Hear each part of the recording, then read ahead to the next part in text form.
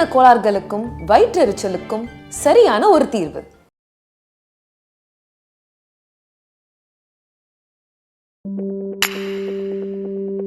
Sai with Chitra.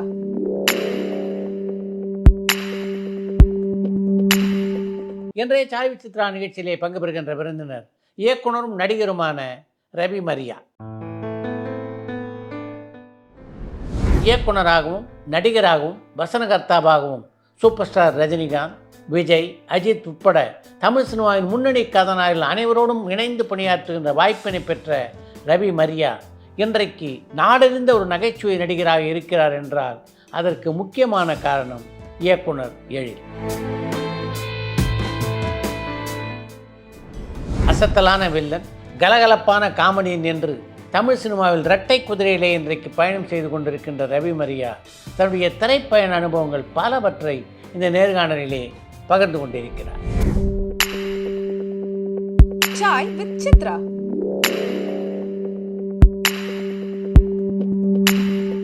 வணக்கம். வணக்கம் sir. சின்ன வயசில் சினிமாவில் ஆர்வம் உள்ள எல்லாரும் பார்த்தா பெரும்பாலும் நடிகனான் தான் ஆசைப்படுவாங்க.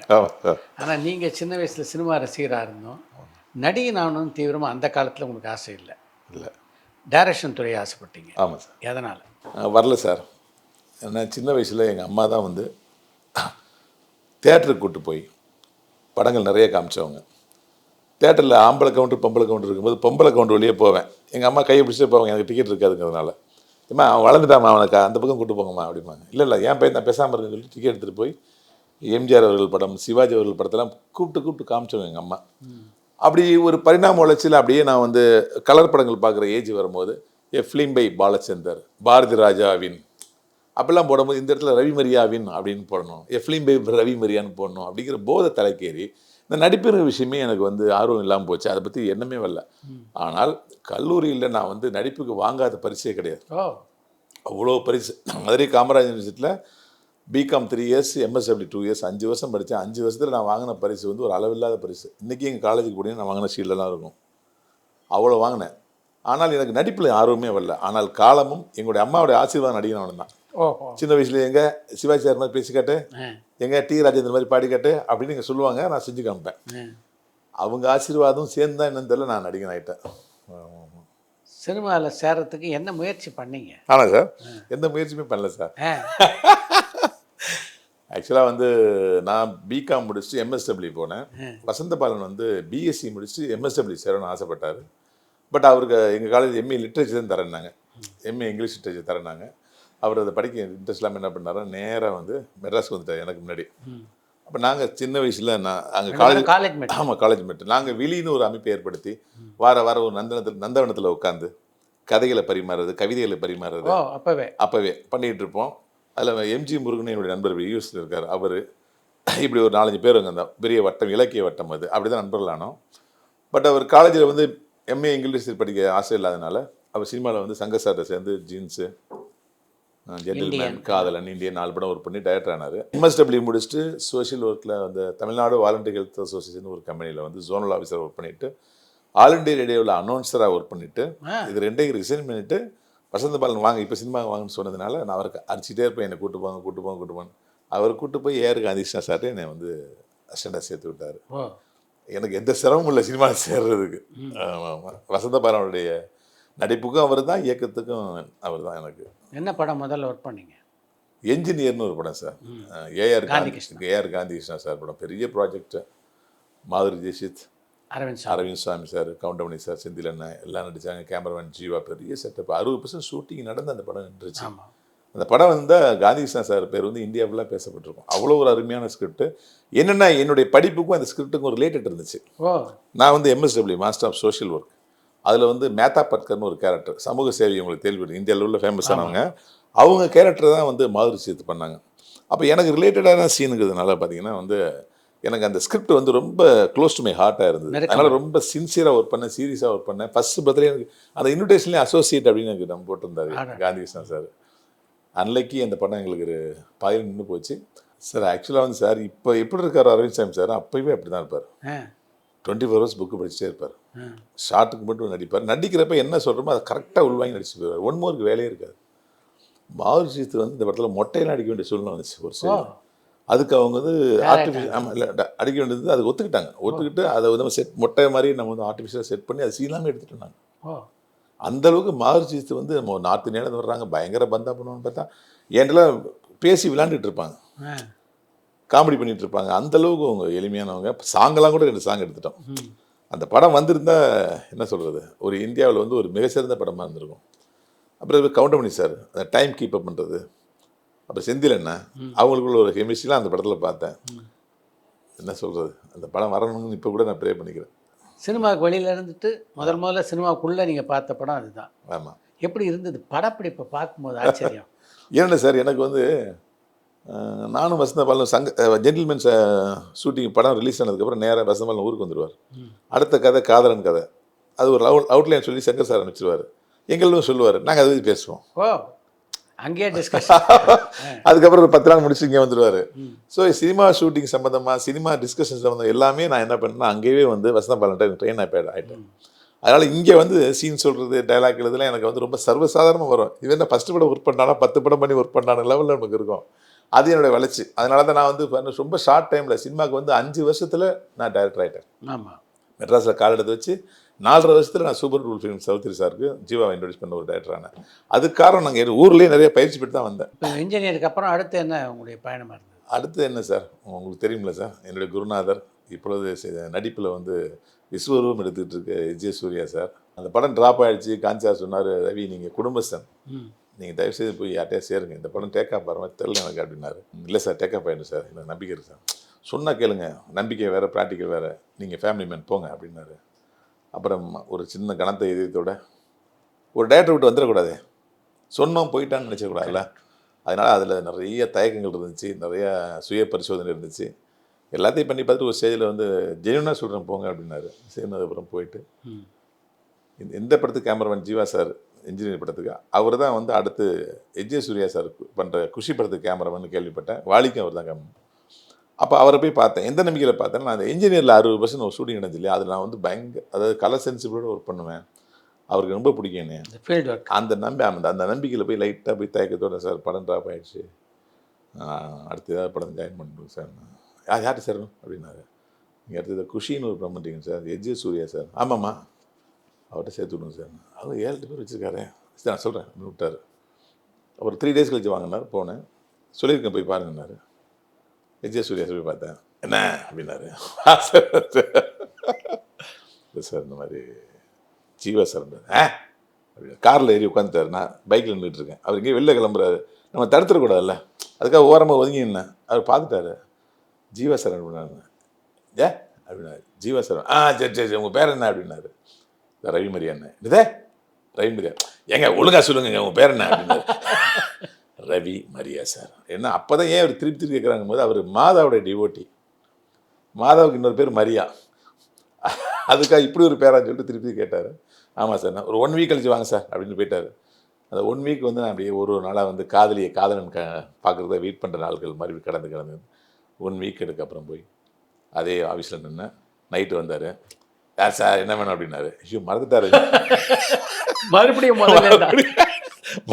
முதல்ல சார் ஜீவா சார் அனுப்புனா ரவி மரியா. சார் மேலே வாங்க அப்படின்னு சொல்லி கோஆர்டினேட்டர் வெட்டி சார் கூப்பிட்டு, வெட்டி சார் சார்ட்ட இன்விடேஷன் காட்டுங்கன்னாரு. இந்த குஷி இன்விடேஷன் பார்த்தேன். அப்புறம் என்ன அப்படியே ஒர்க் ஆரம்பிங்க, நான் 2 நாளில் பூஜை வந்துருங்க அப்படின்னு அப்படியே ஜாயின் பண்ணி தமிழ் குஷி ஒர்க் பண்ணேன், தெலுங்கு குஷி ஒர்க் பண்ணேன், ஹிந்தி குஷி ஒர்க் பண்ணிட்டு இருக்கும்போது டேரக்டர் ஆகிட்டேன். அதுக்கு முதல்ல வெங்கடேஷ் சார் மகாபிரபு டைத்தில் ஒரு சின்ன டிஸ்கஷன் போயிட்டு இருந்தேன். அவரோட டிஸ்கஷன் மட்டும். அவரு ஒரு ஒன் ஆஃப் த குரு தான் எனக்கு. காந்தி சார் சேர்றதுக்கு முன்னாடி Venkatesh sir, Gandhi Krishna sir, Vijay Surya sir, இவங்க 3 தான், நம்ம 3 பேர் தான் நமக்கு மிகப்பெரிய குருக்கள். இந்த குஷி படத்துடைய கதையை முதல்லையே வந்து உங்ககிட்ட சொன்னாரா? எப்படி சொன்னார்னு சார், நான் போனோடனே வந்து ஜாயின் பண்ணோடனே ரொம்ப சின்சியர் சிகாமணியாக வந்து சார் நான் ஸ்கிரிப்ட் படிக்கணும் அப்படின்னேன். என்னது அப்படின்னாரு. சார் ஸ்கிரிப்ட் படிக்கணும் சார். அவர் அப்படியா பிரபுன்னு ஒரு அசினேட்டர், அந்த ஸ்கிரிப்ட் எடுத்து கொடுங்கன்னாரு. நான் என்ன நினச்சேன், நல்லா பைண்ட் பண்ணி க்ளீனாக வரும்னு பார்த்தா ஒரு பாலித்தீன் கவரில் அப்படியே மடித்து பக்கங்கள்லாம் மாறி சில பக்கங்கள்லாம் கிழிஞ்சி வந்து கொடுத்தாங்க. இதான் சார் ஸ்கிரிப்டுன்னு. அடுத்த வாரம் ஷூட்டிங் போகிறோம், நீங்கள் ஸ்கிரிப்ட் இப்படி இருக்கேன்னு சொல்லிட்டு இதை சரி பண்ணுறதுக்கு இதை சரி- ஒரு வாரம் ஆகும். ஒரு வாரம் போட்டேன். அப்புறம் பார்த்தா அவர் அந்த ஸ்கிரிப்டுக்கு வந்து பேஸு அது தனியாக அவர் டைலாக் டெய்லி எழுதிட்டு இருக்காரு. அது தனியாக பின் பண்ணப்படுது. இதுதான் கதை. கரண்ட் ஐட்டங்கள்லாம் சேர்த்து அதை தனியாக பண்ணிட்டு இருக்காரு டெய்லி. காலைல உட்காந்து டைலாக் எழுதி அப்படியே ஒரு பக்கமாக அது என்கிட்ட காட்டல. அப்புறம் இது ஒவ்வொரு பக்கமாக அட்ஜஸ்ட் பண்ணி படித்து பார்த்துட்டு எப்படி இருக்கு அப்படின்னாரு. சார் நல்லா இருக்கு சார் அப்படின்னு சொன்னேன். அப்புறம் அந்த சார் கொஞ்சம் செகண்ட் ஹாஃப்லாம் கொஞ்சம் என்டர்டைன்மெண்ட் கம்மியாக இருக்கு சார் அப்படின்னு நான் சொன்னேன். ஓப்பனாக அப்போவே அப்படியே பார்த்தாரு. அதுக்கு தாங்க இந்த மும்தாஜ் கேட்டு சேர்த்துருக்கு அப்படின்னாரு. மும்தாஜ் கேட்லாம் அந்த ஸ்கிரிப்டில் கிடையாது. அது லிட்டில் ஹார்ட்ஸ்னு ஒரு ஸ்கிரிப்ட் பாரதியார் சாருக்கு பண்ணுற மாதிரி இந்த ஸ்கிரிப்ட் அது.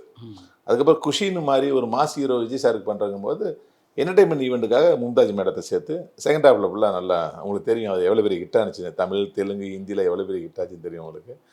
அந்த விசுவருவ வெற்றி என்னை டைரக்டர் ஆகிடுச்சு சூப்பர் ஃபிலிம்ஸ் சார் கம்பெனியில். குஷி கதையை பொறுத்தவரைக்கும் ரெகுலர் ஃபார்மேட் கதை இல்லை, கிடையாது. படத்தில் என்ன நடக்க போகுது முடிவில் அப்படின்றது முதல்ல சொல்லிட்டு தான் படத்தை ஆரம்பிப்பாப்ப சூர்யா. ஆமாம். அந்த கதையை கேட்ட போது இந்த அளவு புதுசாக இருக்கே, இது எந்த அளவுக்கு வெற்றி பெறும் அப்படின்ற சந்தேகம் உங்களுக்கு இருந்ததா?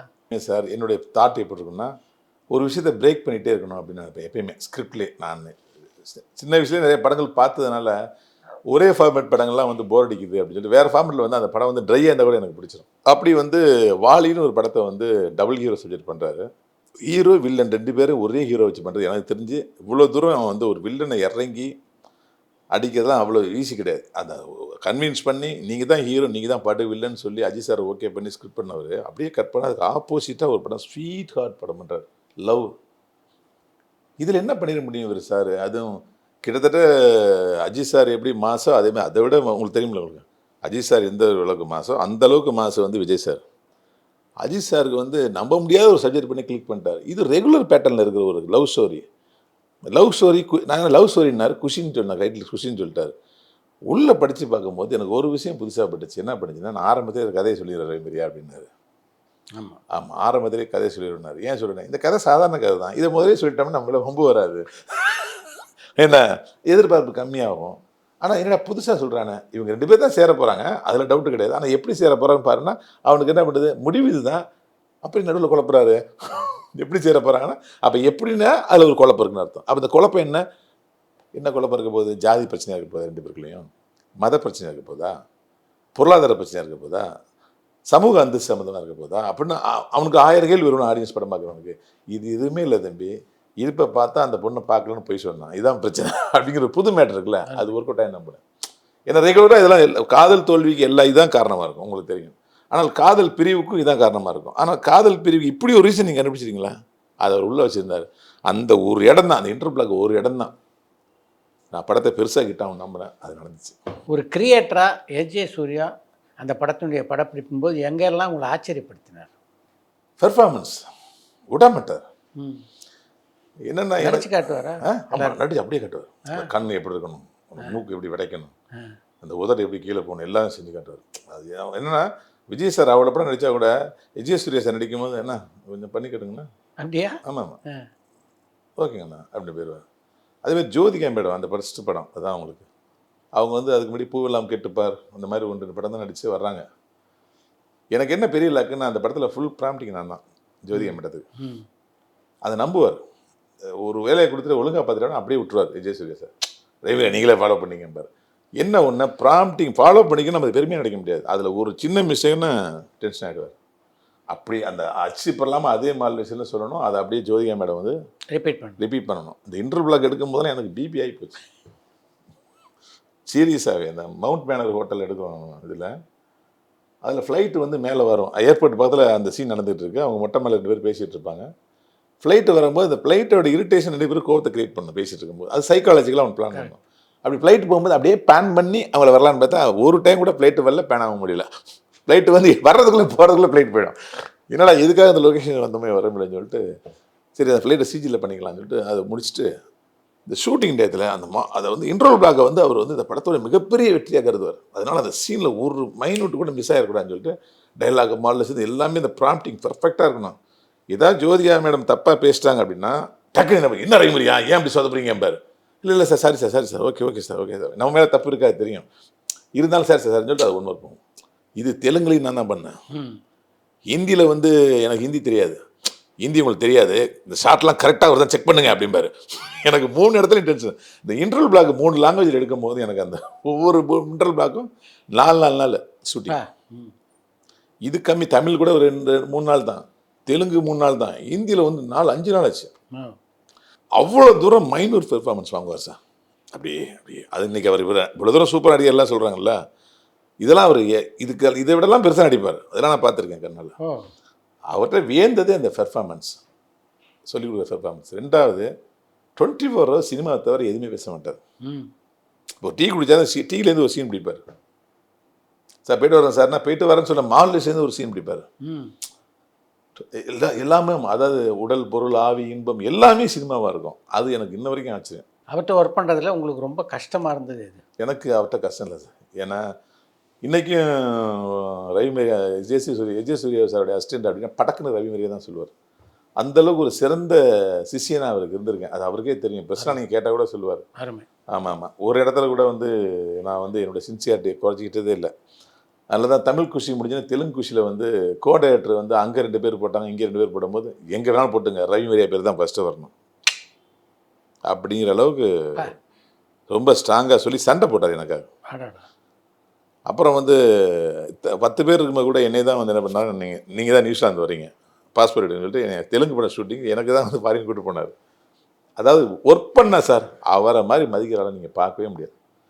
ஏன்னா அவர் என்னை விட சின்சியர். எப்படி ஒரு சின்சியரான ஆளுக்கு தான் சின்சியரான அவருடைய பிடிக்கும் இல்லையா. நான் வந்து குஷியில் ஒர்க் பண்ணும்போது பார்த்தீங்கன்னா எனக்கு என்ன வேலைன்னு தெரில. வாலியில் ஒர்க் பண்ண 8 பேர் இருக்காங்க, எனக்கு என்ன வேலை எடுத்துக்கிறதுன்னு தெரில. 9 என்னடா வேலை இருக்குங்களா பார்த்தேன், ஒரு வேலையும் இல்லை. ஒருத்தர் டைலாக் காப்பி பண்ணுறாரு, ஒருத்தர் சார் சொல்ல டைலாக் எழுதிட்டு இருக்காரு, ஒருத்தர் ஆக்ஷன் கண்டுபிடி பார்க்க போகிறாரு, ஒருத்தர் நான் எடிட்டிங் பார்க்கன்றாரு. நமக்கு ஒரு வேலையும் இல்லையே சேர்ந்தாச்சுன்னு சொல்லிட்டு என்ன பண்ணேன், நான் ஸ்கிரிப்டும் அவர் பண்ணி முடிச்சிட்டாரு, என்ன பண்ணுறது அப்படின்னு சொல்லிட்டு நானாக ஒரு வேலை க்ரியேட் பண்ணேன். என்னுடைய ஸ்கூட்டர் எடுத்துக்குவேன், பழைய பேப்பர் கடைக்கு போவேன், விமன் சாரா, டெபோனியர் இந்த மாதிரி இங்கிலீஷ் புக்கெல்லாம் வாங்குவேன். நானே காசு கொடுத்தவங்க வாங்கிட்டு வந்து ஆஃபீஸில் ஒரு ரூமை பிடிக்குவேன். பிடிக்க ஒவ்வொரு பேஜாக கிழிப்பேன் அந்த காஸ்டியூம்ஸ்க்கு. என்னங்க இப்போ பேப்பர் கிழிச்சிட்டு இருக்காரு மாதிரி விஜய் சூர்யா சார், இருங்க சார் வரேன் சார்னு சொல்லுவேன். போவேன், சார் இது வந்து இந்த பாட்டுக்கு வச்சுக்கலாம் அப்படி, இந்த பாட்டோடைய பிகினிங் சரணத்துக்கு வச்சுக்கலாம் சார், இந்த காஸ்டியூம் வந்து பல்லைக்கு வச்சுக்கலாம் சார் சொல்லுவேன். நல்லா தான் இருக்குது அப்படிம்பாரு. நல்லா இருக்குன்னு சொன்ன ஒரு வாரம் சொன்னார்ல. அதுக்கப்புறம் பார்த்தீங்கன்னா டெய்லி பழைய பேப்பர் கடைக்கு போகிறது தான் வேலையை. சூர்யா மிஷில் 50 ரூபா கொடுப்பாங்க, 30 ரூபா பெட்ரோலு. ஆமாம், அந்த பழைய பேப்பர் புக்கு வாங்கினா அதுக்கு 20 ரூபா.